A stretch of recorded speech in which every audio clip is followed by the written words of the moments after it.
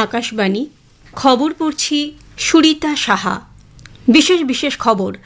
রাষ্ট্রপতি দ্রৌপদী মুর্মু আজ কেরালার রাজভবনে প্রাক্তন রাষ্ট্রপতি KR নারায়ণনের আবক্ষ মূর্তি উন্মোচন করেন।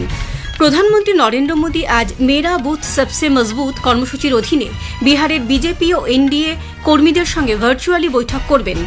বিহারে বিরোধী মহাজোটের তরফে মুখ্যমন্ত্রী পদপ্রার্থী হিসেবে RJD নেতা তেজস্বী যাদবের নাম ঘোষণা করা হয়েছে। ইন্টারন্যাশনাল কোর্ট অফ জাস্টিস বলেছে, প্যালেস্তিনীয় ভূখণ্ডে আন্তর্জাতিক মানবাধিকার আইন মেনে চলতে ইসরায়েল বাধ্য। আজ ভাইফোঁটা। ভাইদের মঙ্গল কামনায় ঘরে ঘরে চলছে ফোঁটা দেওয়ার পালা।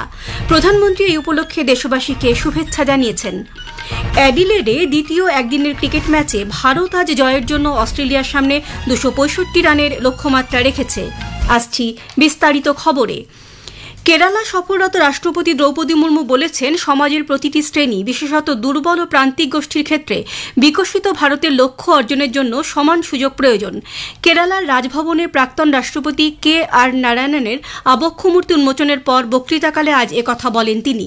প্রাক্তন রাষ্ট্রপতি KR নারায়ণনের অবদানের কথা তুলে ধরে রাষ্ট্রপতি বলেন, শ্রী নারায়ণন সততা, করুণা এবং গণতান্ত্রিক চেতনার উত্তরাধিকার রেখে গেছেন। অন্তর্ভুক্তিমূলক দেশ গঠনের জন্য তার জীবন উৎসর্গ করেছিলেন তিনি। শ্রীমতী মুর্মু আরও বলেন, KR নারায়ণন দৃঢ়ভাবে বিশ্বাস করতেন যে শিক্ষা সভ্যতার ভিত্তি এবং এটি যে কোনো সমাজের উন্নয়নের জন্য অপরিহার্য।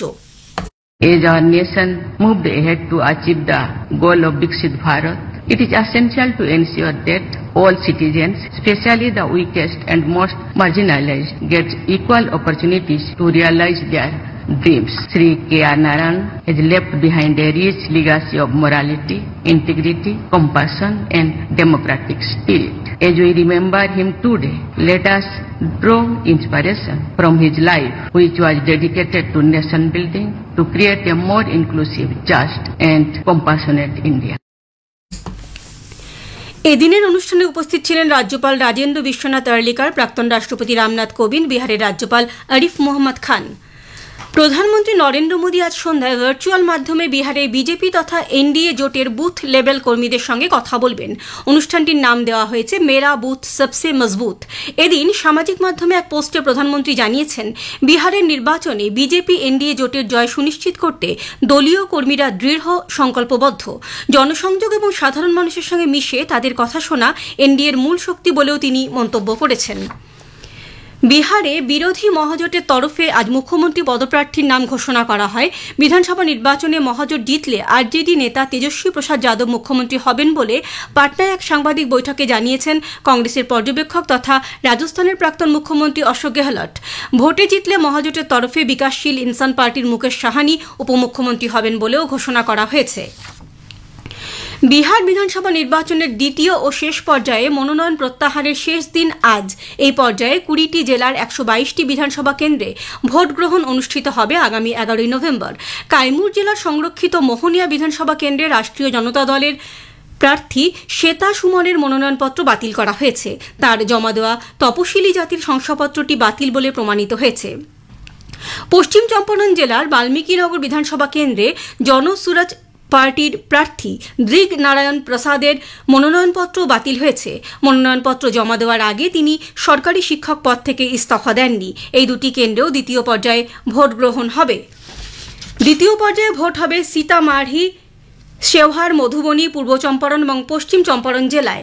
শাহাবাদ অঞ্চলের রোহতাস ও কাইমুর এবং মগধ অঞ্চলের ঔরঙ্গাবাদ, নওয়াদা, জেহানাবাদ ও অরওয়াল জেলাতেও ভোট হবে। পাশাপাশি সীমাঞ্চল অঞ্চলের আরারিয়া, কিষানগঞ্জ, পূর্ণিয়া ও কাটিহার এবং ভাগলপুর, বাঁকা, জামুই ও সুপৌল জেলাতেও ভোট গ্রহণ অনুষ্ঠিত হবে। ঝাড়খণ্ডে ঘাটশিলা বিধানসভার উপনির্বাচনের জন্য মনোনয়নপত্র প্রত্যাহারের শেষ দিন আগামীকাল। মনোনয়নপত্র পরীক্ষার কাজ গতকাল সম্পন্ন হয়েছে। জেলা নির্বাচন অফিসের মতে 17 জন প্রার্থীর মধ্যে 14 জনের মনোনয়নপত্র বৈধ বলে প্রমাণিত হয়েছে।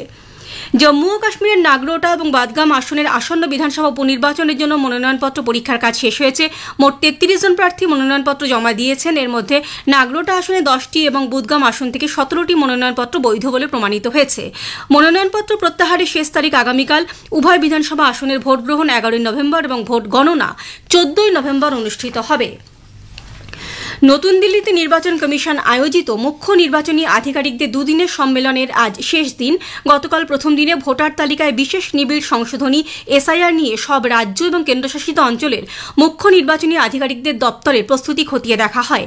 একই সঙ্গে রাজ্য ও কেন্দ্রশাসিত অঞ্চলগুলিতে সর্বশেষ এসআইআর এর তালিকার সঙ্গে বর্তমান ভোটার তালিকার ম্যাপিংয়ের কাজে সিইওদের জন্য কমিশনের জারি করা নির্দেশ সঠিকভাবে পালিত হচ্ছে কিনা সে বিষয়টিও পর্যালোচনা করা হয় বৈঠকে।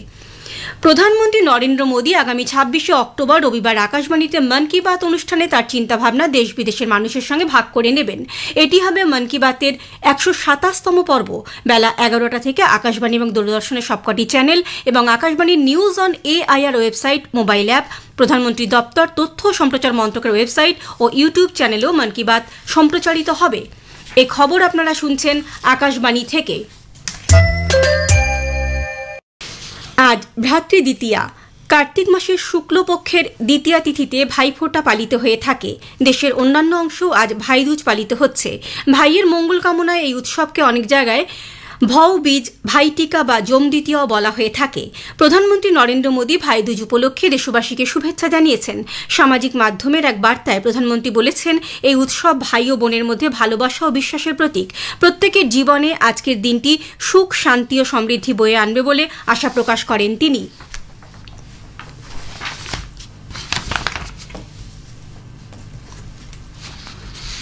স্বরাষ্ট্রমন্ত্রী অমিত শাহ আজ আহমেদাবাদের সানন্দে শান্তিপুরা খোরাজ জিআইডিসির 6 লেনের সড়কের ভিত্তিপ্রস্তর স্থাপন করেছেন। মুখ্যমন্ত্রী ভূপেন্দ্র পটেলও এই অনুষ্ঠানে উপস্থিত ছিলেন। 28.8 কিলোমিটার দৈর্ঘ্যের এই 6 লেনের সড়কের উভয় পাশের রাস্তা প্রশস্ত করা হয়েছে। এই প্রকল্পে 13টি সেতু এবং একটি 6 লেনের উঁচু সেতুও অন্তর্ভুক্ত রয়েছে। এদিন শ্রী শাহ এবং শ্রী প্যাটেল সানন্দের বাসিন্দাদের সঙ্গে দেখা করেন এবং তাদের নববর্ষের শুভেচ্ছা জানান। কোয়াট্টাম জেলার বিশেষ তদন্তকারী সংস্থা সিট আজ শবরীমালা সোনা জালিয়াতি কাণ্ডে প্রাক্তন প্রশাসন আধিকারিক মুরারিবাবুকে জিজ্ঞাসাবাদের পর গ্রেপ্তার করেছে। গতরাতে তার বাসভবন থেকে তাকে হেফাজতে নেওয়া হয়। 2019 সালে এই জালিয়াতির সময় মুরারিবাবু শবরীমালা মন্দিরের অধিকর্তা ছিলেন। তিনি মন্দিরের সোনার আবরণ করা প্যানেল ও ফ্রেম চুরি এবং অবৈধভাবে পাচারের অভিযুক্ত। অসমের কোকরাঝাড় জেলার উত্তর পূর্ব সীমান্ত রেলওয়ের আলিপুরদুয়ার বিভাগের কোকরাঝাড় এবং সালকাটি স্টেশনের মধ্যে রেল লাইনে আজ ভোররাতে একটি সন্দেহজনক বিস্ফোরণ ঘটে। এতে ট্রেন চলাচল ব্যাহত হয়। রেলওয়ে আধিকারিকরা জানিয়েছেন, একটি পণ্যবাহী ট্রেন যখন ওই লাইন দিয়ে যাচ্ছিল তখন বিস্ফোরণটি ঘটে। এর ফলে প্রচণ্ড একটি ঝাঁকুনির পর ট্রেন ম্যানেজার ট্রেনটি থামিয়ে দেন। রাজ্য পুলিশ, রেলওয়ে সুরক্ষা বাহিনী এবং গোয়েন্দা বিভাগ বিষয়টির তদন্ত করছে। আন্তর্জাতিক ন্যায়ালয় আইসিজে বলেছে, প্যালেস্তিনীয় ভূখণ্ডে আন্তর্জাতিক মানবাধিকার আইন মেনে চলতে এবং গাজার সাধারণ নাগরিকদের কাছে ত্রাণ পৌঁছে দিতে রাষ্ট্রসংঘের সঙ্গে কাজ করতে ইসরায়েল বাধ্য। ত্রাণ হিসেবে প্রাথমিক প্রয়োজনীয়তার মধ্যে রয়েছে খাদ্য, পানীয় জল, বাসস্থান, জ্বালানি এবং চিকিৎসা পরিষেবা। আইসিজে এক কড়া মন্তব্যে বলেছে, ইসরায়েলকে যুদ্ধের পদ্ধতি হিসেবে সাধারণ মানুষের কাছ থেকে খাবার কেড়ে নেওয়া বন্ধ করতে হবে। একই সঙ্গে জীবন ধারণের জন্য প্রয়োজনীয় পণ্য সামগ্রী সুষ্ঠু সরবরাহ সুনিশ্চিত করতে হবে বলেও জানানো হয়েছে। পহেলগাঁও হামলা গোটা বিশ্বের স্মৃতিতে আজও অমলিন এবং মানবাধিকার লঙ্ঘনের ঘৃণ্য উদাহরণ বলে ভারত জানিয়েছে। ভারতের রাষ্ট্রসংঘ মিশনের ফার্স্ট সেক্রেটারি রঘু পুরী বলেছেন, পাকিস্তান যেভাবে আন্তঃসীমান্ত সন্ত্রাসবাদে মদত যোগাচ্ছে এবং ভারতের বিরুদ্ধে জঙ্গি কার্যকলাপে উৎসাহ দিচ্ছে, গোটা বিশ্ব তা প্রত্যক্ষ করছে। তিনি সন্ত্রাসবাদের প্রচার বন্ধ করতে শিশু ও মহিলাদের লক্ষ্যবস্তু না করার জন্য ইসলামাবাদের প্রতি আহ্বান জানান। অ্যাডিলেডে আজ একদিনের ক্রিকেট সিরিজের দ্বিতীয় ম্যাচে ভারত অস্ট্রেলিয়ার সামনে জয়ের জন্য 265 রানের লক্ষ্যমাত্রা রেখেছে। টসে জিতে অস্ট্রেলিয়া ভারতকে প্রথমে ব্যাট করতে পাঠায়। নির্ধারিত 50 ওভারে 9 উইকেটে তারা 264 রান করে। রোহিত শর্মা 73 এবং শ্রেয়াস আয়ার 61 রান করেন। অস্ট্রেলিয়ার অ্যাডাম জাম্পা 4টি এবং জেভিয়ার বার্লের 3টি উইকেট নেন। শেষ করার আগে খবরের বিশেষ কিছু অংশ আরও একবার। রাষ্ট্রপতি দ্রৌপদী মুর্মু আজ কেরালার রাজভবনে প্রাক্তন রাষ্ট্রপতি KR নারায়ণনের আবক্ষ মূর্তি উন্মোচন করেন। প্রধানমন্ত্রী নরেন্দ্র মোদী আজ মেরা বুথ সবসে মজবুত কর্মসূচির অধীনে বিহারের বিজেপি ও এনডিএ কর্মীদের সঙ্গে ভার্চুয়ালি বৈঠক করবেন। আজ ভাইফোঁটা। ভাইদের মঙ্গল কামনায় ঘরে ঘরে চলছে ফোঁটা দেওয়ার পালা। প্রধানমন্ত্রী এই উপলক্ষে দেশবাসীকে শুভেচ্ছা জানিয়েছেন। খবর শেষ হলো, এখন শুনুন স্থানীয় সংবাদ। আকাশবাণী কলকাতা। স্থানীয় সংবাদ পড়ছি নমামি বসু রুদ্র। ভোটার তালিকায় বিশেষ নিবিড় সংশোধনী এসআইআর এর জন্য নির্বাচন কমিশন রাজ্যের 23টির মধ্যে 21টি জেলায় 2002 সালের ভোটার তালিকা অনুযায়ী ম্যাপিং অ্যান্ড ম্যাচিং এর কাজ শেষ করেছে। সম্প্রতি প্রাকৃতিক দুর্যোগের জন্য দার্জিলিং ও জলপাইগুড়িতে এই কাজ এখনও বাকি। 2002 ও 2025 সালের ভোটার তালিকা অনুযায়ী উত্তর 24 পরগনা, কোচবিহার ও পশ্চিম বর্ধমানে ভোটারদের নামে মিল রয়েছে 50% কম। অন্যদিকে দক্ষিণ 24 পরগনায় এই হার 50% বলে জানা গেছে। সবচেয়ে বেশি ভোটার তালিকায় মিল পাওয়া গেছে কালিম্পং জেলায়। অন্যদিকে নতুন দিল্লিতে নির্বাচন কমিশন আয়োজিত মুখ্য নির্বাচনী আধিকারিকদের দুদিনের সম্মেলনের আজ শেষ দিন। গতকাল প্রথম দিনে ভোটার তালিকায় এসআইআর নিয়ে সব রাজ্য এবং কেন্দ্রশাসিত অঞ্চলের মুখ্য নির্বাচনী আধিকারিকের দপ্তরের প্রস্তুতি খতিয়ে দেখা হয়। একই সঙ্গে রাজ্য ও কেন্দ্রশাসিত অঞ্চলগুলিতে সর্বশেষ এসআইআর এর তালিকার সঙ্গে বর্তমান ভোটার তালিকার ম্যাপিং এর কাজে সিইওদের জন্য কমিশনের জারি করা নির্দেশ সঠিকভাবে পালিত হচ্ছে কিনা সে বিষয়টিও পর্যালোচনা করা হয়েছে। হাওড়ার উলুবেড়িয়ায় শরৎচন্দ্র চট্টোপাধ্যায় গভর্নমেন্ট মেডিকেল কলেজে কর্তব্যরত মহিলা জুনিয়র চিকিৎসককে নিগ্রহের প্রতিবাদে আগামীকাল প্রতীকী পেনডাউনের সিদ্ধান্ত নিয়েছেন সিনিয়র রেসিডেন্ট ডাক্তাররা। সকাল 9টা থেকে দুপুর 2টো পর্যন্ত এই কর্মসূচি চলবে। এদিকে মহিলা চিকিৎসকের ওপর আক্রমণের প্রতিবাদে গতকাল service doctors forum, medical service centre এবং নার্সেস ইউনিটির পক্ষ থেকে হাসপাতালের সামনে বিক্ষোভ দেখানো হয়। প্রিন্সিপাল এবং এমএসভিপির কাছে স্মারকলিপিও জমা দেন তারা। অন্যদিকে চিকিৎসক নিগ্রহের ঘটনায় মেডিকেল কলেজের অধ্যক্ষ যথাযথ পদক্ষেপ গ্রহণ করেননি বলে চিকিৎসকদের 5টি যৌথ মঞ্চ জয়েন্ট প্ল্যাটফর্ম অফ ডক্টরস অভিযোগ করেছে। গতকাল সংগঠনের প্রতিনিধিরা উলুবেড়িয়ার ওই হাসপাতাল পরিদর্শন করেন। হাওড়ার উলুবেড়িয়ায় সরকারি হাসপাতালে কর্তব্যরত চিকিৎসকের নিগ্রহের প্রতিবাদে ক্ষোভ বিক্ষোভের মধ্যেই কলকাতার এসএসকেএম হাসপাতালে এক নাবালিকাকে শ্লীলতাহানির অভিযোগ উঠেছে। জানা গেছে, গতকাল বিকেলে মা বাবার সঙ্গে বছর 15-র ওই নাবালিকা ওপিডিতে ডাক্তার দেখাতে আসে। টিকিট কেনার জন্য মা বাবা যখন লাইনে দাঁড়িয়েছিলেন সে সময় এনআরএস হাসপাতালের এক অস্থায়ী কর্মী অমিত মল্লিক মেয়েটিকে শৌচাগারে ডেকে নিয়ে যায়। সেখানেই তাকে শ্লীলতাহানি করা হয় বলে অভিযোগ। নাবালিকার চিৎকারে অমিত পালিয়ে গেলেও রাতেই পুলিশ তাকে গ্রেপ্তার করে। পুলিশ জানিয়েছে, এসএসকেএম এর প্রাক্তন অস্থায়ী কর্মী হওয়ার সুবাদে অমিত সেখানে অবাধে যাতায়াত করত। উত্তর 24 পরগনার গাইঘাটার চাঁদপাড়া এলাকায় ইঞ্জিনিয়ার তরুণী ও তার বন্ধু আক্রান্ত হওয়ার ঘটনায় 4 জনকে গ্রেপ্তার করেছে পুলিশ। ধৃতরা অরিন্দম রায়, বাবন রায়, জয়ন্ত দত্ত এবং আকাশ দাস।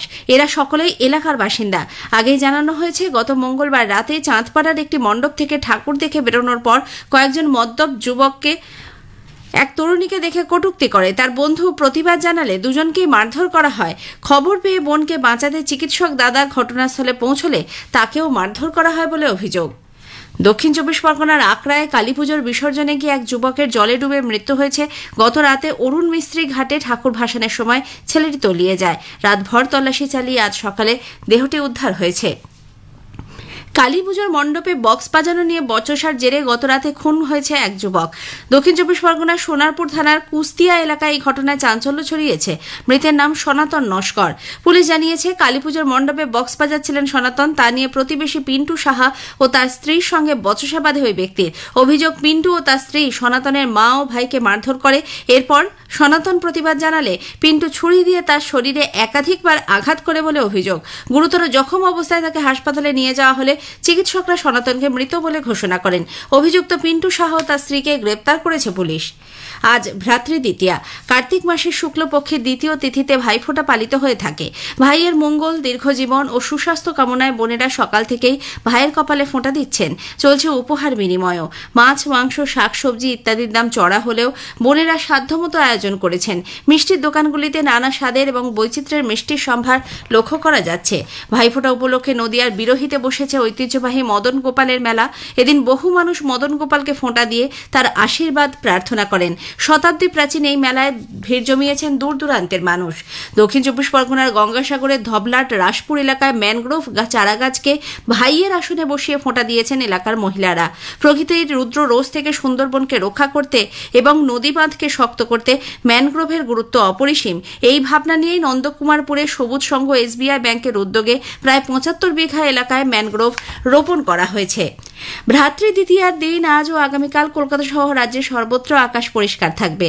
আলিপুর আবহাওয়া দপ্তরের পূর্বাঞ্চলীয় প্রধান ডক্টর হাবিবুর রহমান বিশ্বাস আকাশবাণীকে জানিয়েছেন, সমুদ্র থেকে জলীয় বাষ্প বাতাসে প্রবেশ করার কারণে আগামী শনি ও রবিবার উত্তরবঙ্গের কয়েকটি জায়গায় উপকূলীয় জেলাগুলিতে হালকা বৃষ্টির সম্ভাবনা রয়েছে।